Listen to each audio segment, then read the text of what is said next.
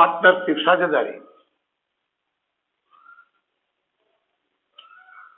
साझेदारी में क्या है कि आपके दो या ज्यादा व्यक्ति आपस में मिलकर के यदि कोई बिजनेस व्यवसाय करते हैं और उस व्यवसाय के लाभ को आपस में बांटते हैं तो उसको साझेदारी कहते हैं। एकाकी व्यापार में क्या होता है कि व्यापार का जो मालिक होता है वो केवल उसका एकल स्वामित्व होता है, एक का अकेला एक व्यक्ति होता है। उसके पास पूंजी, प्रबंध कुशलता, कार्य कुशलता,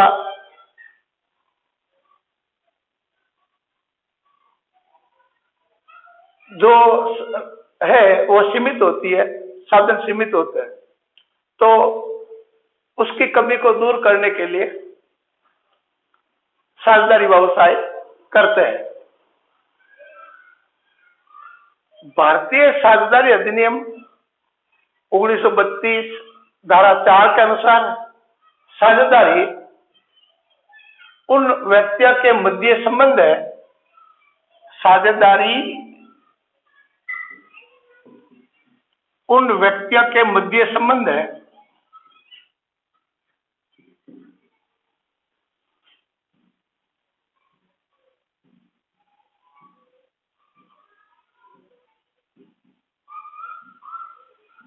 मध्य संबंध है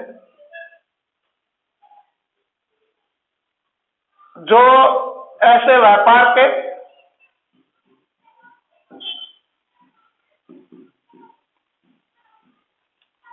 लाभ को बांटने के लिए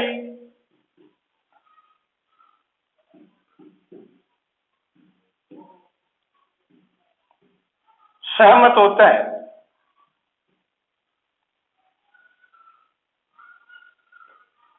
जिसे उन सभी के द्वारा अथवा उन सभी के द्वारा अथवा उनकी ओर से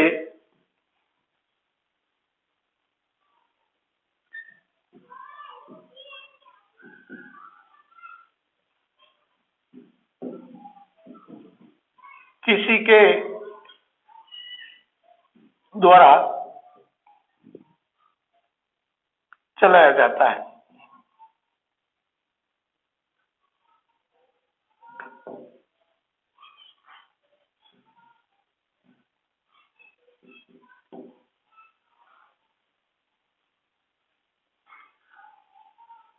साझेदारी उन व्यक्तियों के मध्य संबंध है जो ऐसे व्यापार के लाभ को बांटने के लिए सहमत होते हैं, जिसे उन सभी के द्वारा अथवा उन सभी के ओर से किसी के द्वारा चलाया जाता है या संचालित किया जाता है।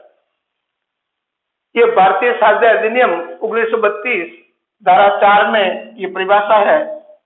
अब साझेदारी में इस परिभाषा के आधार पर अपने विशेषता ला सकते हैं।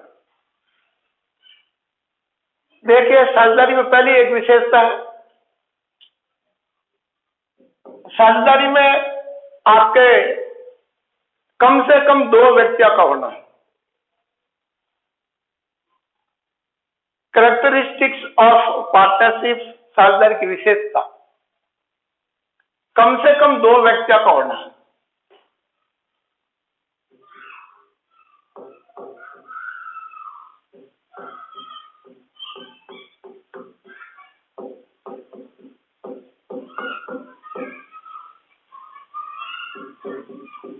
कम से कम दो व्यक्ति चाहिए।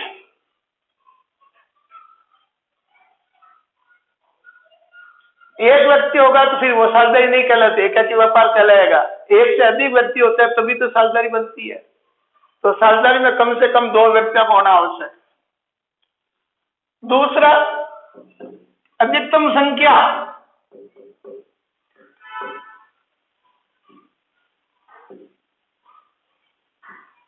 अधिकतम जो संख्या है वो आपके कितनी है? 50। अधिकतम संख्या 50। अधिकतम मैक्सिमम जो है नंबर ऑफ पार्टनर, अधिकतम संख्या 50। अधिकतम संख्या 50। कम से कम चाहिए आपको 2 और ज्यादा से ज्यादा 50 हो सकता है। 50 से अधिक होगी तो भी इलीगल हो जाएगी और 2 से कम हो जाएगी तो भी इलीगल हो जाएगी।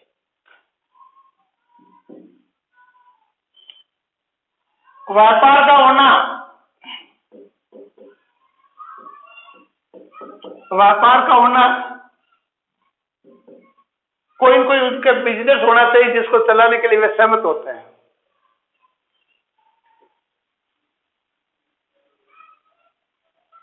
व्यापार का उद्देश्य लाभ कमाना,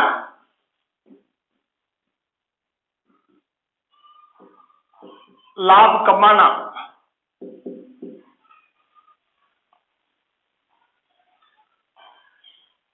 एवं आपस में बांटना।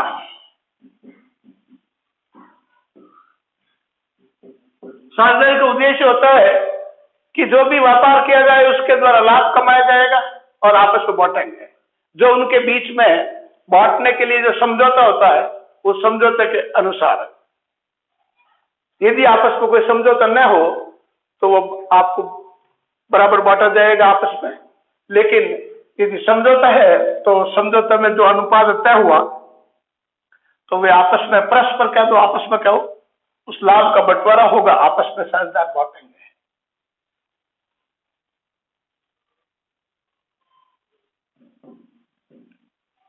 असीमित दायित्व,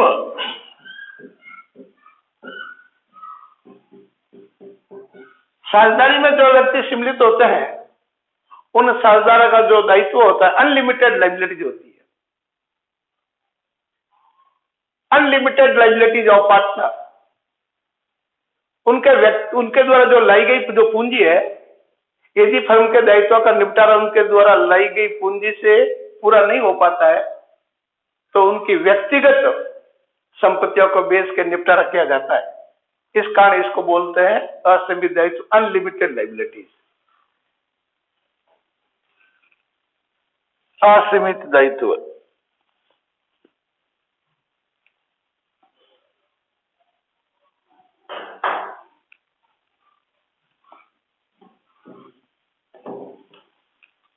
अगला, व्यापार का संचालन, पाठ में जो परिभाषा उसी में हो जाएगा। व्यापार का संचालन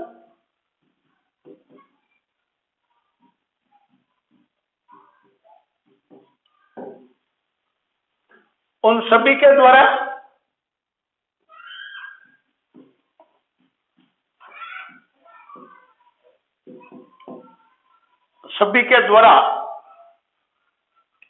अथवा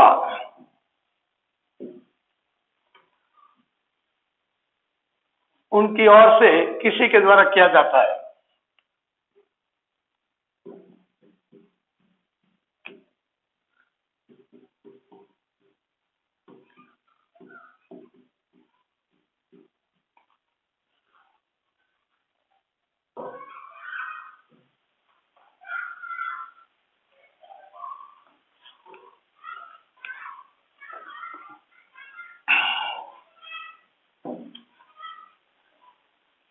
अब आपके उनके द्वारा किया जा सकता है, एक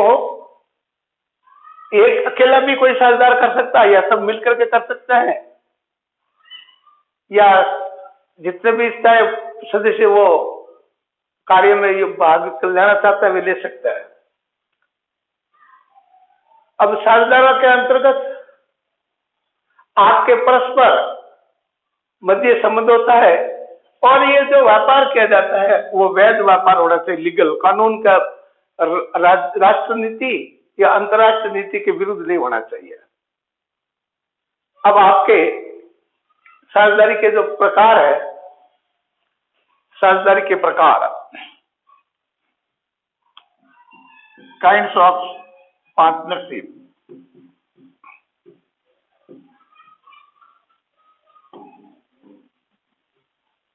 साझेदारी के प्रकार।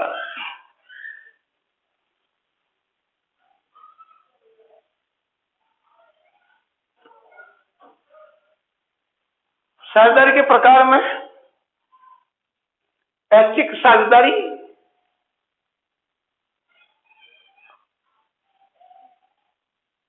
एवं विशेष साझेदारी। पहला, ऐच्छिक एवं विशेष साझेदारी। साझेदारी पार्टनर की इच्छा के अनुसार होती है। साझेदारी अकॉर्डिंग टू पार्टनर विल, उनकी इच्छा के अनुसार उसको कहते हैं ऐच्छिक।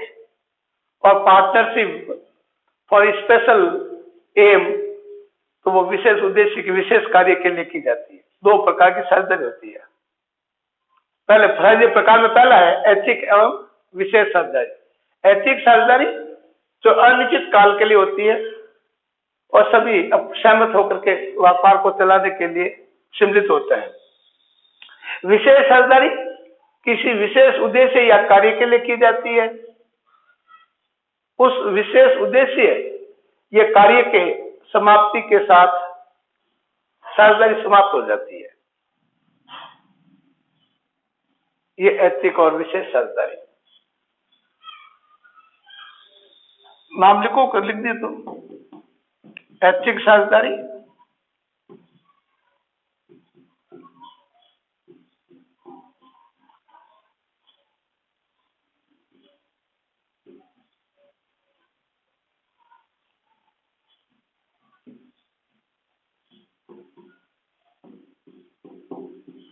ऐच्छिक और विशेष। नेक्स्ट है समय के आधार पर दो प्रकार की निश्चितकालीन साझेदारी और अनिश्चितकालीन साझेदारी। समय के आधार पर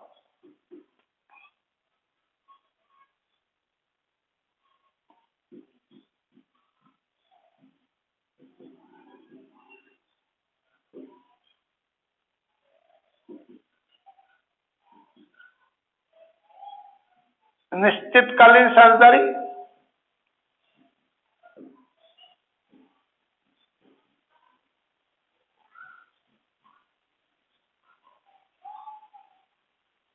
अनिश्चितकालीन साझेदारी।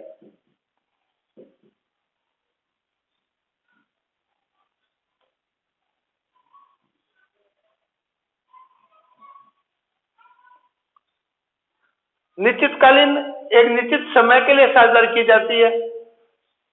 उस समय की समाप्ति के बाद साझेदारी समाप्त हो जाती है। Partnership according to time basis, a certain time साझेदारी और एक अनसर्टेन टाइम साझेदारी।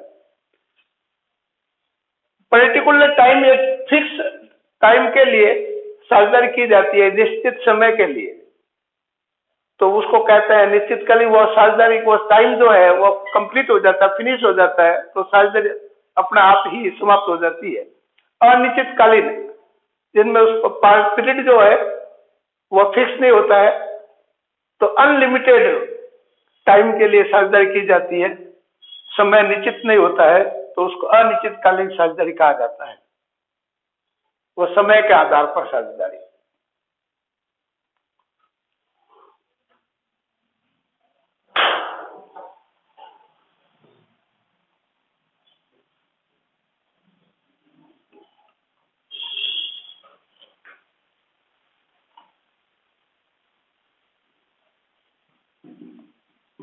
वैधता के आधार पर, वैधता के आधार पर साझेदारी, साझेदारी अकॉर्डिंग टू आपके लीगल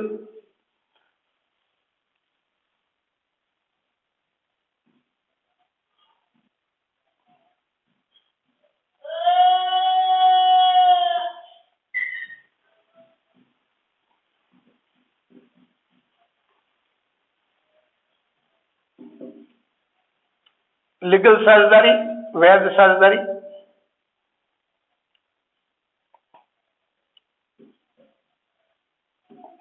इलीगल साझेदारी, अवैध साझेदारी। इलीगल पार्टनरशिप, इलीगल पार्टनरशिप, अवैध साझेदारी।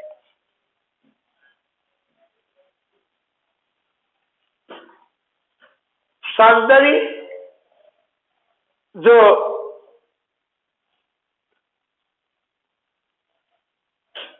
राष्ट्र नीति या अंतर्राज्यीय नीति के अनुसार हो तो वैध साझेदारी कहलाती है। जो साझेदारी राष्ट्रीय नीति और अंतर्राष्ट्रीय नीति के विरुद्ध हो तो वो अवैध साझेदारी कहलाती है। जैसे किसी शत्रु राष्ट्र के व्यक्ति से साझेदारी करना, इलीगल व्यवसाय करना, फॉर एग्जाम्पल कि ड्रग्स वगैरह का वो बिजनेस करना शुरू कर देता है जबकि उसका किराना की दुकान है तो वो इलीगल हो गया। बिजनेस तो शुरू कर रहे हैं, वो चला रहे हैं वैसा, या जिस पर प्रतिबंध हो वो राष्ट्र या राज्य नीति के विरुद्ध हो तो ऐसी कंडीशन में उसका बिजनेस वो कहलाएगा अवैध। अगला,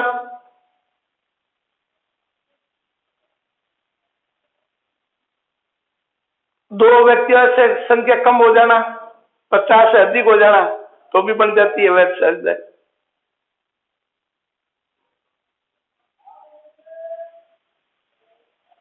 ये वैधता के आधार पर साझेदारी है।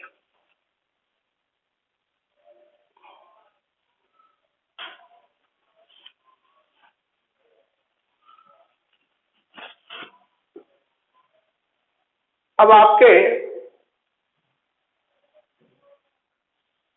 साझेदारी संलेख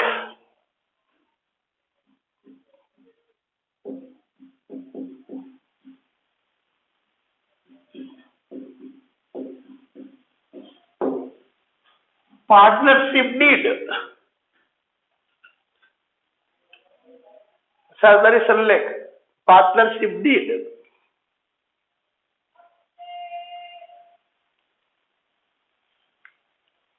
साझेदारों के मध्य जो लिखित समझौता होता है उसे साझेदारी संलेख कहते हैं। सब साझेदारों में समझौता लिखित या मौखिक कोई भी हो सकता है, लेकिन लिखित समझौते को साझेदारी संलेख कहा जाता है, partnership deed. Written agreement between partners as known partnership deed. साझेदारों के बीच में रिटन अग्रीमेंट बिटवीन पार्टनर तो नॉन एज पार्टनरशिप डीड। साझेदारों के मध्य जो लिखित समझौता होता है उसको साझेदारी संलेख कहते हैं। साझेदारी संलेख में लिखी जाने वाली बातें, साझेदारी संलेख में लिखी जाने वाली बातें, साझेदारों के बीच में जो समझौता होता है लिखित भी हो सकता है, मौखिक भी हो सकता है, लेकिन लिखित समझौते को साझेदारी संलेख कहा जाता है। Written agreement between partners known as partnership deed.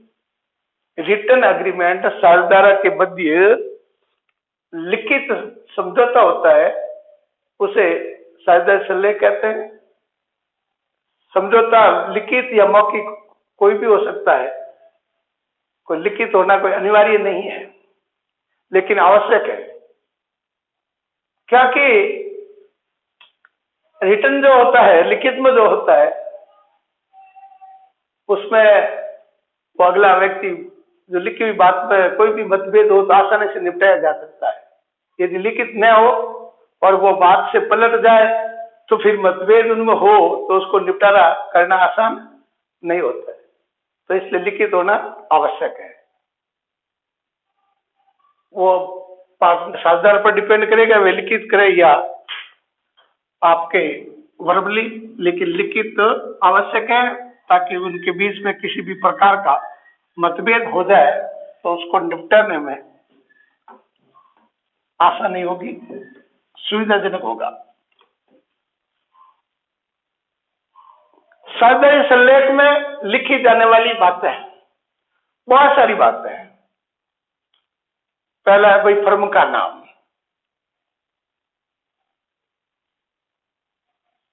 Firm का जो भी नाम तय करेंगे, किस नाम से बिजनेस चलाया जाएगा, वो फर्म का नाम होता है। क्या कि फर्म किसे कहते हैं और साझेदार किसे कहते हैं, ये बात भी सुन लो।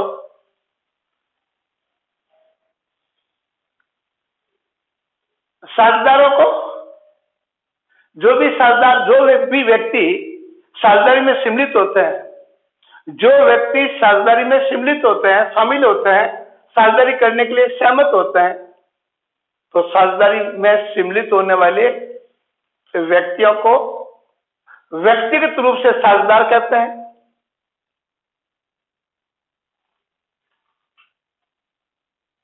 सामूहिक रूप से उसे फर्म कहा जाता है।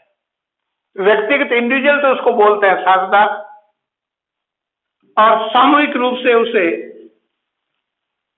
फर्म में कारोबार व्यवसाय को चलाने के लिए जो व्यक्ति सम्मिलित होते हैं, तो उनको सामूहिक रूप से बोलेंगे फर्म, और व्यक्तिगत रूप से उसे साझेदार कहते हैं। तो पहला नाम बताया था भाई, साझेदारी से लेब लिखी जाने वाला में फर्म का नाम। तो कोई पूछ ले फर्म क्या है, तो आप बताएंगे साझेदारों को सामूहिक रूप से फर्म कहते हैं और व्यक्तिगत रूप से साझेदार कहते हैं। जो व्यक्ति साझेदारी में सम्मिलित होता है तो व्यक्तिगत रूप से तो साझेदार और सामूहिक रूप से फर्म कहलाते हैं। साझेदारी से लेब लिखी जाने वाली बात है फर्म का नाम, फर्म का पता,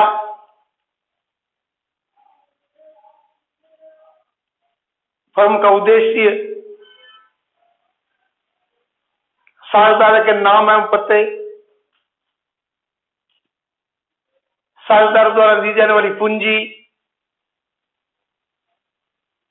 लाभ हानि का अनुपात,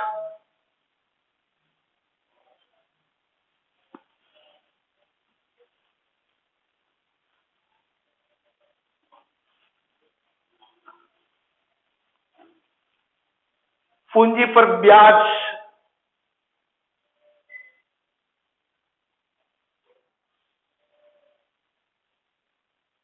दिया जाएगा या नहीं, पूंजी शॉर्ट में चलिए तो पूंजी पर ब्याज, आहरण पर ब्याज,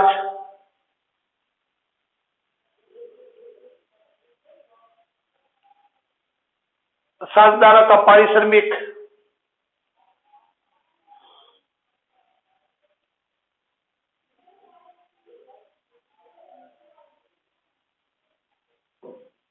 जीवन बीमा पॉलिसी,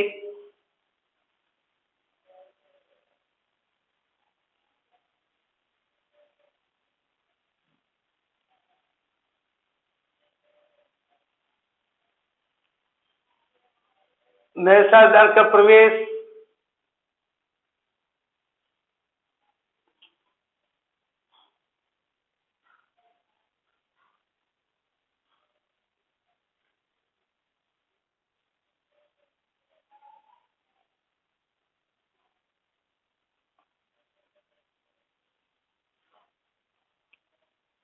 साझेदार के अवकाश ग्रहण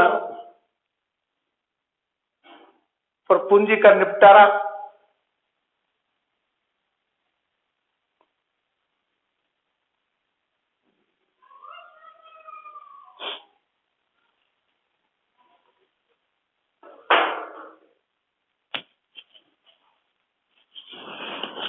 किसी साझेदार की मृत्यु की दशा में पूंजी का भुगतान,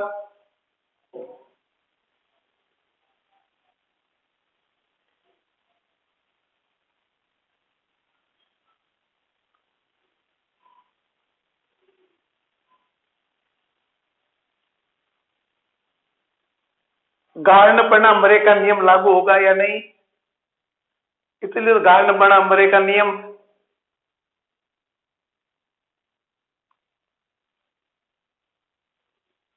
अब आप सुनिए कि फर्म किस नाम से चलाई जाएगी। पहला होता है फर्म का नाम क्या होगा, वो नाम उस फर्म के जहां भी वे बिजनेस चलाएंगे उसके बाहर ये नाम लिखा हुआ होगा, और उनकी पुस्तकों में भी उसी नाम के जो बिल वगैरह बिल वगैरह बिल बुक वगैरह छपेगी। फर्म किस जगह है उसका पता होगा, एड्रेस होगा। साझेदार कौन कौन है, उनके नाम और उनके पते क्या है, किस जगह रहते हैं, किस साझेदार ने कितनी पूंजी दी, साझेदार जो दी जाने वाली पूंजी कितनी कितनी पूंजी लाएगा या कितनी कितनी नहीं वापस निकाल सकेगा या नहीं, जो भी है वो साझेदार के द्वारा आहरण किया जाएगा या नहीं किया जाएगा, तो कितना किया जा सकेगा, पूंजी पर ब्याज साझेदारों को दिया जाएगा अथवा नहीं, आहरण पर ब्याज लिखित आहरण पर ब्याज, साझेदार से आहरण पर ब्याज वसूल किया जाएगा या नहीं, साझेदार को पारिश्रमिक दिया जाएगा या नहीं, साझेदार के जिन पर जो पॉलिसी ली जाएगी वो व्यक्तिगत या संयुक्त ली जाएगी या व्यक्तिगत रूप से ली जाएगी, साझेदारों किसी साझेदार के नए साझेदार के प्रवेश के समय संपत्तियों का मूल्यांकन और दायित्व का पुनर्निर्धारण कैसे किया जाएगा, और प्रवेश दिया जाएगा किसी साझेदार की अवकाश ग्रहण करने पर उसको पूंजी का निपटारा किस आधार पर किया जाएगा, क्या उसमें भी कुछ 3 विधि होगी, आपको बताएंगे आगे रिटायरमेंट वाले चैप्टर में। अगला, किसी साझेदार की मृत्यु होगी तो उसका भी निपटारा कैसे होगा, ख्याति का मूल्यांकन किस प्रकार किया जाएगा, और गाढ़ बना मरे का नियम लागू होगा या नहीं। ये गाढ़ बना मरे का नियम भी आपको डिसोल्यूशन ऑफ फर्म में बताएंगे, फर्म के विघटन वाले चैप्टर में।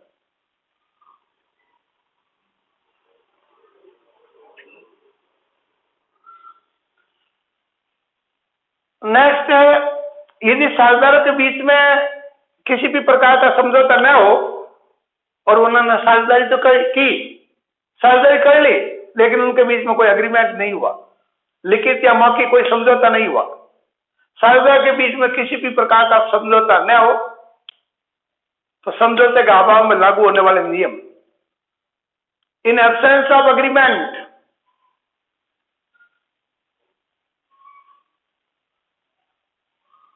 पार्टनरशिप एक्ट 1932 फ्लो साझेदार अधिनियम 1932 के अनुसार होगा। According to partnership act 1932,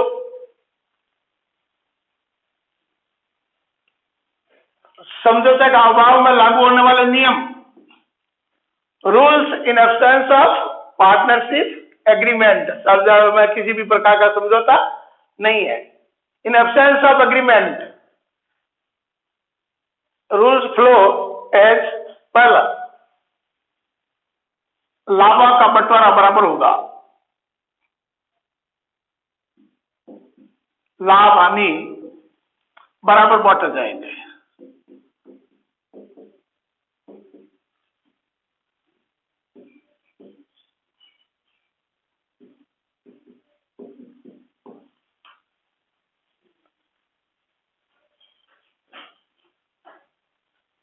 first, distribution of profit or losses. Profit or losses always divided equally among the partners. साझेदार बराबर बांटे जाएंगे, इक्वल, सभी साझेदारों में बराबर बराबर बांटेंगे। लाभ हानि का बंटवारा, साझेदारों के बीच में किसी भी प्रकार का समझौता न हो तो लाभ हानि को बराबर बांटेंगे। पूंजी पर ब्याज नहीं दिया जाएगा,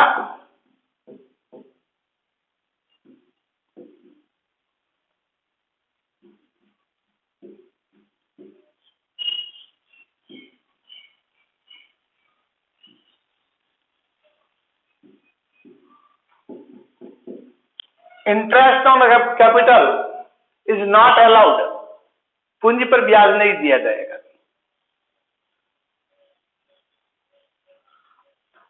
आहरण पर ब्याज वसूल नहीं किया जाएगा,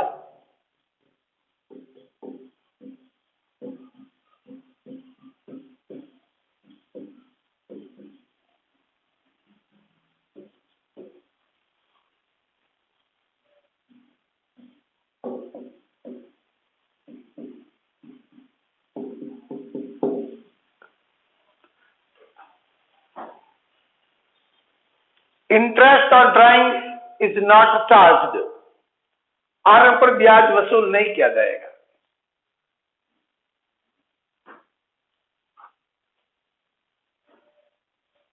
साझेदार को पारिश्रमिक नहीं दिया जाएगा।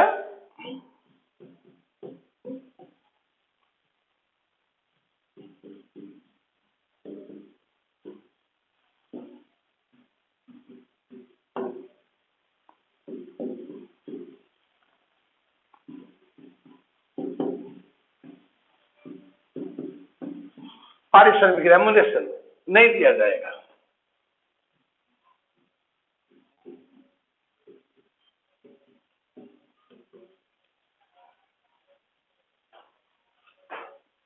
Partners remuneration is not allowed, for example salary, bonus, commission. साझेदार को कोई पारिश्रमिक रेम्युनरेशन नहीं देंगे। रेम्युनरेशन में आएगा आपके वेतन, सैलरी, बोनस और कमीशन, ये साझेदार को नहीं मिलेगा। ये जो साझेदारी संलेख या साझेदारी समझौते के अभाव में जो लागू होने वाले नियम है, इससे रिलेटेड क्वेश्चन है। आपके कोई भी कंपटीशन हो, चाहे कॉलेज हो, चाहे स्कूल हो, चाहे फाउंडेशन हो, जहां भी पार्टनरशिप है तो समझौते के अभाव में लागू होने वाले नियम का एक तो क्वेश्चन तो परमानेंट क्वेश्चन आएगा, पर आता है, परमानेंट फिक्स है, एक क्वेश्चन तो आएगा ही। साझेदारी संलेख के अभाव में लागू होने वाले नियम कहीं भी है, पार्टनरशिप कोर्स में है, तो इन बातों में से कोई न कोई से रिलेटेड क्वेश्चन 100% होगा। कोई पेपर उठा के देख लो, कोई भी, किसी भी, चाहे कॉलेज लेवल में हो, चाहे सीए फाउंडेशन में हो, या सीए इंटर में हो, या आगे आपके 12th में, जहां भी ये पार्टनरशिप कोर्स में है, तो वहां पर ये इससे रिलेटेड क्वेश्चन परमानेंट आता है हर कंडीशन में। एक तो होगा ही, कोई एक ने एक तो आएगा ही।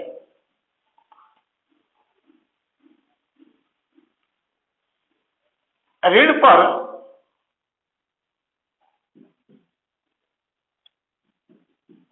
साझेदारों के द्वारा दिए गए ऋण पर ब्याज।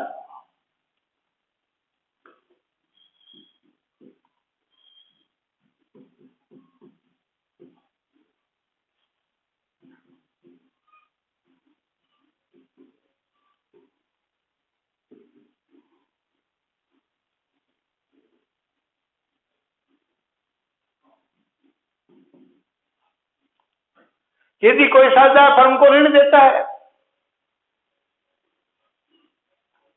तो ऋण पर ब्याज 6% वार्षिक दर से दिया जाता है। When partners loan to firm, their interest is allowed at the rate of 6% per annum। 6% वार्षिक दर से ब्याज दिया जाएगा, 6% वार्षिक दर।